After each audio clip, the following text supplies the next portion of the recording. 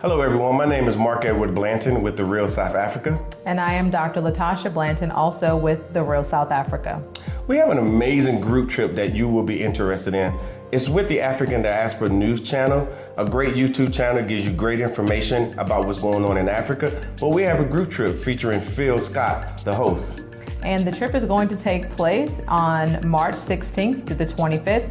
It's going to go to Johannesburg and Cape Town, and It's in 2022. If you're interested in traveling, please send an email to info@therealsouthafrica.com.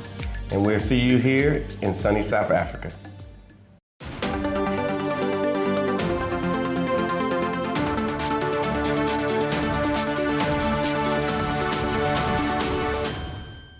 All right, ladies and gentlemen, today we have definitely a special interview with one of our great sisters in the community. We have Dr. Gina Paige. Now, she is the president and co-founder of AfricanAncestry.com. I've used, the program, and it definitely helped me, trace my roots. So, Dr. Gina, thank you for joining us on the show today. Thank you for having me. All right, so, Dr. Gina, and for the interview, we'll call you Gina because you said it was okay to do so, right? So, whatever you're comfortable with. Yeah. Well, like I said, I'm from the South, so you got to respect people. But for people that maybe don't know about you, or even some people haven't even heard of AfricanAncestry.com, could you let people know just a little bit, about yourself and what the company do? Yes, of course. And thank you for having me on the show today. We are at AfricanAncestry.com. We are the pioneers of genetic ancestry tracing for Black people around the world. Really just that simple. We're in the business of being Black, and our mission is to help Black people transform the way we view ourselves as Black folks and the way we view Africa. And we believe that one of the key ways to do that is by reconnecting to the present day African country and ethnic group that you share ancestry with. So we can use DNA, your DNA, to help you understand who were the people that you come from before the transatlantic slave trade. And we're able to do that because we have the largest database of African lineages in the world, which enables us to get very specific down to the ethnic group or tribe. Okay, so you started, at least you're the co-founder, of this, particular website. And I know this kind of feat is just really, phenomenal in itself. So when you started, co-founded AfricanAncestry.com, what was some of the trials and tribulations that, you and your other co-founders had to deal with? Wow. Do we have enough time for all of that? I'll think about the highlights. So if you go back 19 years now to 2003, there were no other companies that could tell Black people where in Africa they come from. So here we are, a startup, a Black scientist, all Black company, Black scientist, Black business person, and we're telling Black people, you need to know who you are, and we can tell you through your DNA. That was quite a novel concept in 2003. And so we had the standard business startup challenges in terms of, figuring out how we could get the word out with the least amount of money because we didn't take any investors. We self-funded the company, justifying or expressing our credibility and the validity of our technology because, of course, people wanted to say, oh, that's not possible. And so we faced a number of challenges primarily from the mainstream community in terms of them questioning the validity of our work because we wouldn't share our data. But any good business person knows you don't share your data with the competition. That doesn't make sense. And then we also face challenges within our own community because while, of course, there are people who were like, yeah, I've been waiting for this all my life, there were more people who were saying, well, what are you going to do with my DNA? And this isn't even possible. Or even something as far-fetched as I'm not from Africa. So there were a number of challenges, both, I would say, psychological as well as business challenges that we've overcome over the past 19 years. And we're very proud to still be here almost 20 years later doing this very important work for Black people.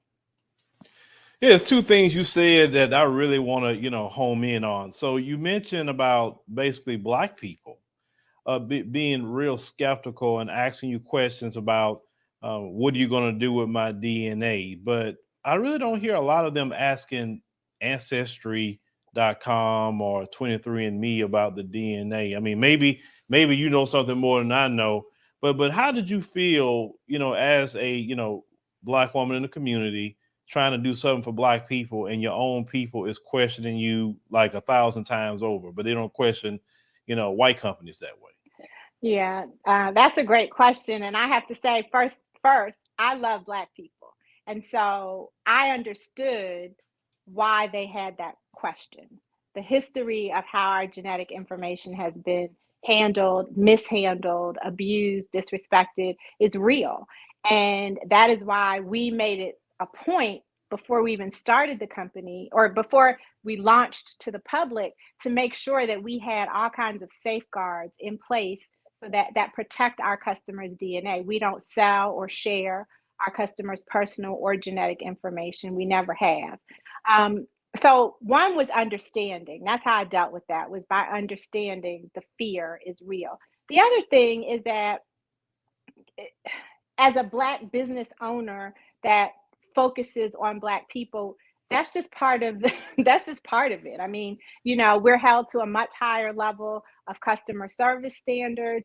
We're held to higher standards across the board. And that kind of thinking, that kind of the kind of misinformation that promotes that kind of thinking is exactly why we started the company. We have to know who we are. We have to understand that the parameters that have been drawn for us aren't real. We have to understand that we have a history that began before the shores of America.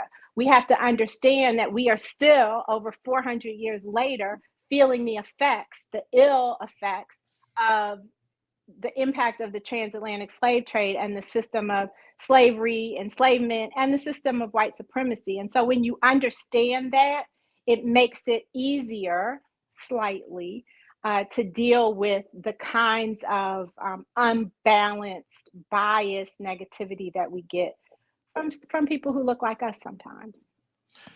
Now, the people that tell you, well, I'm not from Africa, they and I hear that too from some people, because identity, in my opinion, is a big problem, in the Black American community.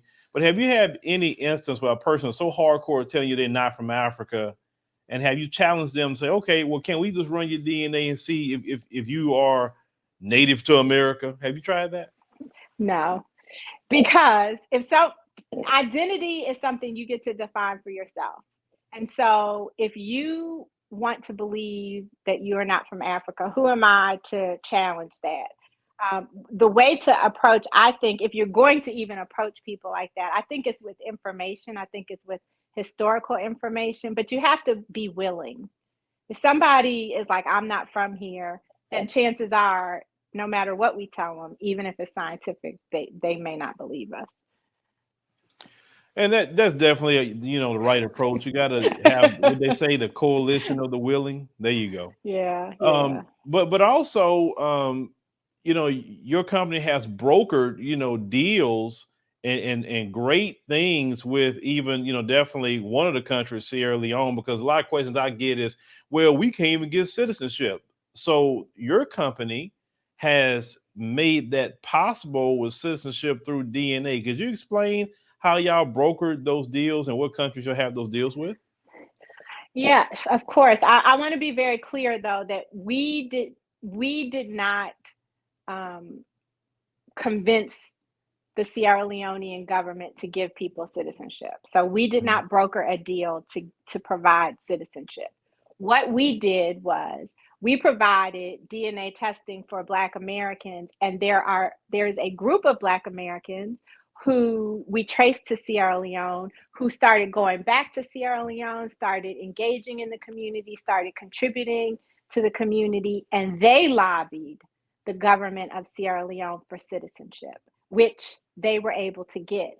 Once we saw that the government was now giving people citizenship based on African ancestry results, We then worked with them to create a process to validate people's ancestry from African ancestry, so that someone couldn't just say, "Oh, African ancestry told me I was Mende." No, if you're going to use African ancestry test results as a basis for citizenship, then we have a process to confirm that you in fact did take our test and that we did in fact give you that result.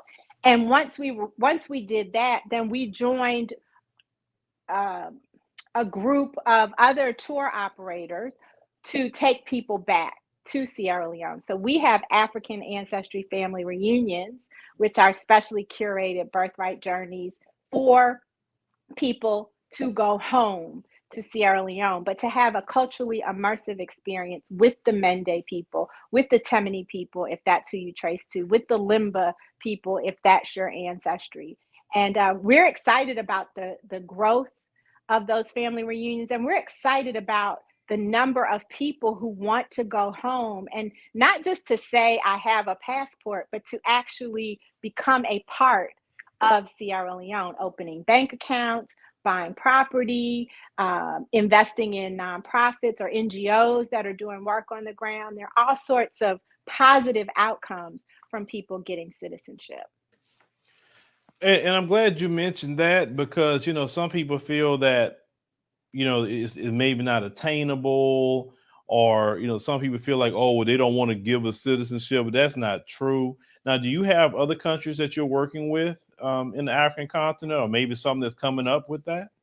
So we have been talking to a number of countries, ministries of tourism, about them providing citizenship or some form of residency to people who are the descendants. Look, across the board, the people on the continent understand that we're all the same people. We're cousins who we ended up here in the Americas or in the Caribbean or in Europe, whereas they stayed on the continent.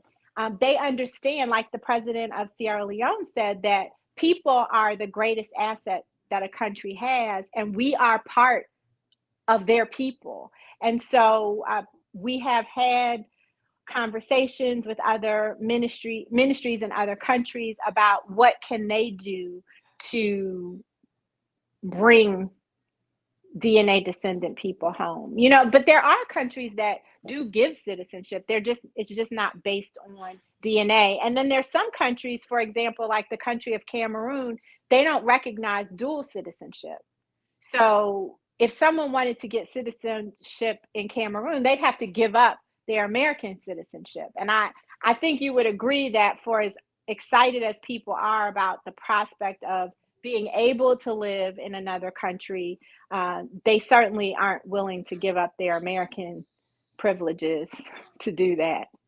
Not in large numbers. Oh, no, that's not really gonna happen. I mean, I always tell people, if they got that kind of rule, we'll see if you can just get a permanent residency. Yeah. So we're working on those with, I don't want to say the countries yet, because I prefer to say them when they have come to fruition, but there are about 3 or 4 countries that we're talking to now. Okay. Yeah, because when I did my MatraClan test, it had linked me to the Balanta tribe. In Guinea-Bissau. Yes, ma'am. Yes. And that's a country that could really benefit from her children coming home. It's a very small country and in need of much. And so if we could encourage people to travel to Guinea-Bissau and really invest their time and their resources there, I think it would make a huge impact. Yeah, I was doing some of the research, on that, and I definitely want to, visit. But I saw some information about they actually had a program similar to Sierra Leone. Maybe you could look more into it. The kind of the same process, but they had every once a year people was going over there, kind of getting citizenship. I don't know if you had heard about that. Yeah, there are some individuals in Guinea-Bissau who have taken our test, who have moved there, and who are working to help bring people over. So that could be one of them. Could be what you are familiar with, but I don't know of any I should say this.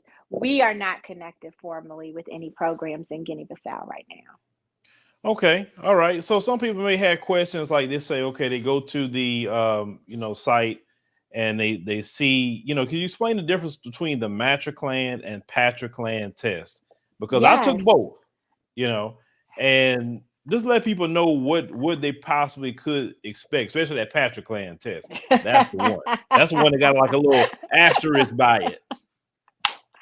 It does. So I want to just give you a quick overview. So if you think about yourself, your identity, your being as the descendant of different branches of your family tree, you have 2 parents, you have 4 grandparents, you have 8 great grandparents who make up who you are, right? So those are, if we just go back 2 generations, we have 4 grandparents, 4 lineages. An African ancestry test will look at one of your 4 lineages. You can look at a maternal lineage, mother to mother to mother to mother on back, or you can look at a paternal lineage, father to father to father on back. We take your DNA by a cheek swab. You swab the inside of your cheek, return the swab to us. Our lab unlocks the code of your DNA. Our science team identifies matching people in the world who have your same DNA, either maternally inherited or paternally inherited. They look for matches, and that's how we define ancestry, is when 2 people share a certain portion of their DNA, they must be related. So one test that traces maternal lineages is the matriclan test that you mentioned. The second test, which determines paternal lineages, is the patriclan test that you mentioned. Men and women can take the matriclan test, and most people take more people take the matriclan test because both men and women can do it, but also it's more likely to return an African result. So what that means is there's a 92% chance that your mother's mother's mother's mother, going back 2,000 years ago, was in Africa. There's an 8% chance that she was not, that she was in Europe, or she was an indigenous American, or she was Middle Eastern or Asian. The patriclan test can only be taken by men. Women cannot take that test. It goes back father to father to father to father. And there is only a 65% chance that test will come back African. 35% of the men, like 3 to 4 out of 10 men who take that test, get a European result. And that's why there's that asterisk that you talk about, because of the history of the behaviors of white slave owners, slave traders, and other men engaged in the transatlantic slave trade and the system of slavery and oppression. They were fathering children. They were having Black babies, brown babies, very often. And so even if you look like, if you're your complexion or you're my complexion, we could very likely have a European or a white paternal ancestor. And that's not really something that people want to hear, especially if they're taking an African ancestry test. But that is the reality of our history as Black Americans. I mean, we are a mixture of different ancestries, and that shows up quite often on a paternal line. Yeah, because when I took that, I think the first test I took from African ancestry was the patriclan test. And like I say, when I got the result back, I was like, what is this? Because mine that said Spain. I'm like, man, I'm looking at myself. I mean, everybody got a lot of color in my family. I'm saying, what they, it just really floored me when I saw that. And that's why we had you acknowledge, before you even took the test, you had to acknowledge that you recognized that there was a chance that the result would not be African. And it's really a historical wake-up call for people, because certainly you didn't believe that you were 100% African, or I don't know that, I hope you didn't believe that. Oh, no. We know right. the plantation Exactly. going on. We know that. And so the tests that we offer, when it comes back European, it just confirms what history probably told you, but there's a disconnect, because like you said, the first thing you do is look at your skin and you're like, wait a minute, I don't see any evidence of European ancestry. But what we found was that somewhere on your father's line, there was a Spanish man. And we know that Spain was one of the colonial powers that was active in the transatlantic slave trade. So makes sense. Yeah, because the Spanish and the Portuguese, they was already in the slave trade before the British were. Mm-hmm. Mm-hmm. Yeah, but when I saw the Master Clan test, I said, all right, this is cool right here. This is why I was saying that I need to get my cousin, on my dad's side, I need to get her to take the Master Clan test so I can just kind of see where that goes back to. Exactly. And that's the thing. You engage other family members because these results, as you know, aren't just for you. When you took those 2 tests, you did it for everyone in your family who comes from your grandmother on your mother's side or your grandfather on your father's side. And so it's really a gift that you're giving yourself as well as your entire lineage. And so your cousin would be doing the same thing. She'd be providing an answer for everybody in the family who comes from that grandmother. Now, let me ask you a question about that. Let's say like if one of my cousins take the test, like from one of my aunts on my dad's side, you can only use the test that's in your name to do that. You just have to, or just could you possibly link it like that? Well, this is my blood cousin, first cousin, something like that. I mean, could that be done? Possibly? So we keep each test taker separate because we're dealing with very precious information. Your DNA is more precious than your social security number. Right. So we don't do any linking of customers. So your cousin, when she got the result, she could get copies of the certificates and give to you in your name, but we would never link your accounts. So it would still be part of your ancestry, but we wouldn't link you in our system. Okay. All right. So she can actually give me the information. Okay. I'm glad you let me know that. Just educating me on, I just like to know where both sides of my family, come from, and you just, like I said, Patrick Clan test just couldn't really get it like that. Now, you mentioned earlier about, when you had started the business and actually, the part where you're letting people know you exist and things like that. What was the moment that it kind of took off for the company? Like, okay, now, Black people really supporting us and they gotten behind us and really, using our services? Oh my goodness. Do you want me to tell you the biggest moment? Yeah, I'm here. I want to know. The biggest moment did not come until 2018. So we had already been in business 15 years. And when Chadwick Boseman went on a press junket for the movie Black Panther the week before the movie was released, and everywhere he went, he mentioned that he had taken an African ancestry test and that our test had helped him in his preparation for the role of T'Challa, of the Black Panther. And he went on Charlemagne on the Breakfast Club, and that was the moment where Black people realized we exist, who we are, and the power of the work that we do. And everything just aligned spiritually for that to happen. We had no idea he was going to do that.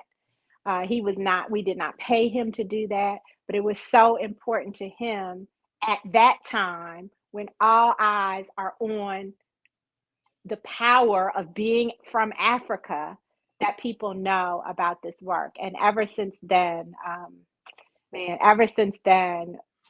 our business has just continued to thrive. So I would say, I can almost tell you the date. I believe it was like February 13th, 2018. Yeah, may our brother Chadwick Boseman, definitely rest in power. That brother, like I said, he was very, very talented. And I do remember the interview where he had talked about, African ancestry. And I took it, way before he had even, mentioned that. I say, well, I want to support Black people. And what we do here, we definitely, we've done one tour, kind of like y'all doing, taking people to the continent. We partner with other companies, like we partnered with Worldviews to go to Kenya. And then we about to take more people. We partner with the Real South Africa to South Africa with a group here in March. So, what y'all do and what we're doing is definitely aligned very well. And so I was telling, my team, I said, we really need to, see what we can do to work with people like African Ancestry. It's a no-brainer Right. because people really want to know where they come from. I mean, because identity is just extremely important. It is. We're the original victims of identity theft. Our identities were stripped from us, and we've had to work and claw to get them back. And now there's a Black scientist, a Black geneticist, who has made it possible for us to understand where we come from. And the other reason why it's so important for us to work together is because nobody else has our best interests at heart. We're the only people who care about us. And so it makes sense to work with Black broadcasters, Black journalists, Black scientists, Black business people to deliver truthful, valid, credible information about Black people to Black people, and people that are going to do it respectfully, like African Ancestry. I cannot underscore enough that we don't sell or share our customers' DNA. We never have. That's a huge difference from every single other company in the industry. We're not here to profit off of our customers' genetic information. We're here to help you understand better who you are and who your family is, and connect you to traditions and values and spiritual practices and beliefs that you've had in your family and didn't even know where they come from. That's why we're here. And that is a great mission. And please continue doing everything that you're doing in your company. And I know some people right now would be excited, to get involved. So tell people, how they can, order their first test on the site. You can order your first African Ancestry test kit from AfricanAncestry.com. And we make it easy for you to get a test kit. We offer Affirm as a payment option. Some people approach it as a family project, and everyone pitches in to purchase a test kit. There's so many different ways to get one. And we are excited, looking forward to helping you trace your DNA and find your roots. All right, ladies and gentlemen, make sure you go to AfricanAncestry.com. Like I said, I've taken both tests. It's an easy process. Once you, get your test, swab it like, Dr. Gina has said, send it back. They'll confirm everything with you, and you just wait, for the time of your results. And, it's great when you get it, because it gives you some sort of, okay, now I know where I come from, because that was stolen from us. And, African Ancestry is a company that's helping us link, that back to the continent where we was originally definitely located, and where our ancestors, cried for us leaving. So Dr. Gina, definitely thank you very much for coming on the show today and letting people know about your story. And the company is, I definitely can relate to a lot of things that you talked about when it comes to business and different, pitfalls. Yeah, thank you so much for having me. It's an honor to be able to talk with you and to share this information with your entire viewing audience. I really, truly appreciate it. All right, thank you for coming. Colonization never ended in the white supremacist system. And as we see today, the colonization is in the mind. Now, those who have been enslaved and those who have been colonized, we're still dealing with the remnants of that through the colonization of the mind. Pick up my book, 7 Steps to Decolonize the Mind, and we will help deprogram you from the colonization that was put upon you by generations and generations of white supremacy. You can pick it up today on Amazon.com.